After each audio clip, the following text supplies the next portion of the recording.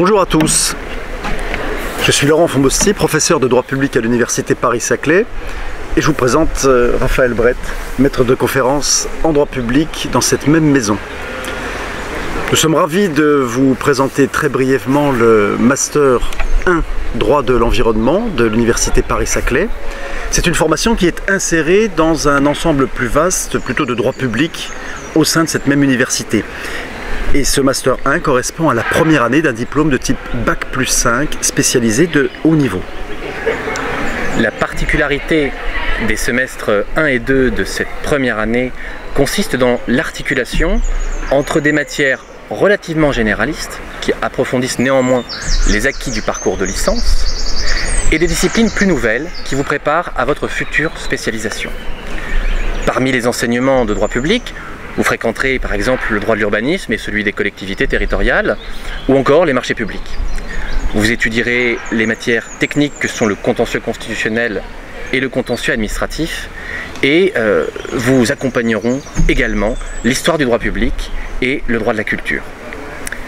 À côté de ces enseignements généralistes au relevant de la culture juridique, vous vous familiariserez aussi avec ce qui est au cœur de votre choix, à savoir le traitement juridique des questions plus spécialement liées à l'environnement.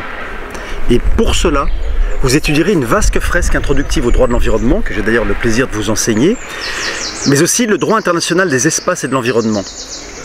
L'originalité de votre parcours, qui fait d'ailleurs de ce master une formation sans équivalent en France, est liée au fait que vous serez sensibilisé à différentes disciplines scientifiques, les sciences, vous ne le savez peut-être pas encore, jouant un rôle tout à fait majeur en droit de l'environnement.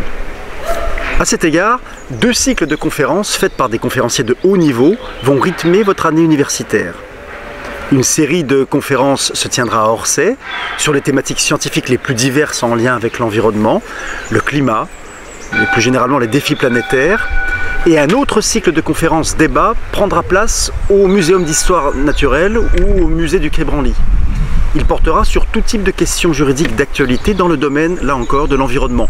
Il pourra s'agir du traitement juridique des éoliennes, de la protection de la biodiversité par le droit, de l'encadrement juridique des pollutions industrielles, etc.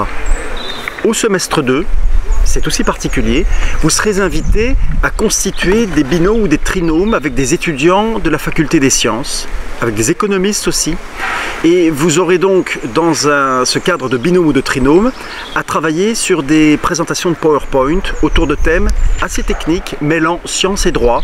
Il pourra s'agir là encore d'éléments comme la réflexion sur les perturbateurs endocriniens, le réchauffement climatique, les déchets radioactifs. L'idée, il faut que vous le compreniez, c'est de vous apprendre à dialoguer entre juristes, scientifiques, alors que vous êtes préoccupés par des thématiques qui sont communes. Il faut que vous dialoguiez, que vous échangiez et que vous agissiez de concert. Parallèlement à ces matières classiques ou particulières et aux différentes manifestations dont on vient de vous parler, vos 2 semestres seront marqués par diverses rencontres intitulées « Projets professionnels ». Il ne s'agit pas de cours ou de séminaires à proprement parler, mais de formes d'enseignement où vous êtes invités à véritablement prendre la main. L'idée de ces projets est de vous faire travailler sur des types d'exercices qui vont vous aider à vous professionnaliser. La rédaction d'un CV et de lettres de motivation a évidemment toute son importance, qu'il s'agisse de postuler à des Master 2 ou de rechercher des stages et dans le futur un emploi. Ces ateliers seront aussi l'occasion pour vous d'acquérir une compréhension critique du fonctionnement des filières juridiques et professionnelles liées à l'environnement, dans des domaines aussi variés par exemple que la gestion de l'eau, la gestion des déchets, les énergies renouvelables. Vous y apprendrez également à décortiquer les différents éléments qui composent les circuits de la fabrication d'une loi ou d'un décret dans le domaine de l'environnement en envisageant l'ensemble des interventions des parties prenantes. Vous y apprendrez également à approfondir votre formation universitaire et à vous préparer à devenir de véritables professionnels en vous sensibilisant notamment aux opportunités et aux contraintes de l'ensemble de vos futurs métiers. Parallèlement à tout cela, les travaux dirigés que vous aurez dans les matières les plus essentielles seront tout particulièrement accompagnés d'une mise à disposition sur nos plateformes numériques de nombreux documents très variés qui devront vous accompagner tout au long de l'année. Comme toujours, Celles et ceux d'entre vous qui seraient intéressés par ce parcours doivent s'attendre à un certain changement dans les relations avec le corps enseignant et dans leur façon de travailler.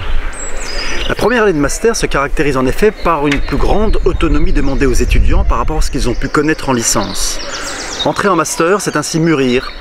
C'est, Raphaël, vous le direz aussi bien que moi, gagner en indépendance intellectuelle, en rigueur académique et en esprit critique. Mais c'est aussi, nous y tenons particulièrement, mettre en avant quelque chose qui relève plutôt d'une logique de promotion, avec des valeurs de solidarité, d'entraide, qui font tout le sel, généralement, des masters les plus réussis. C'est tout le bien qu'on vous souhaite en tout cas, et d'ores et déjà, je crois qu'on peut vous le dire, nous sommes ravis à l'idée de vous retrouver à la rentrée universitaire. Nous vous remercions. Merci.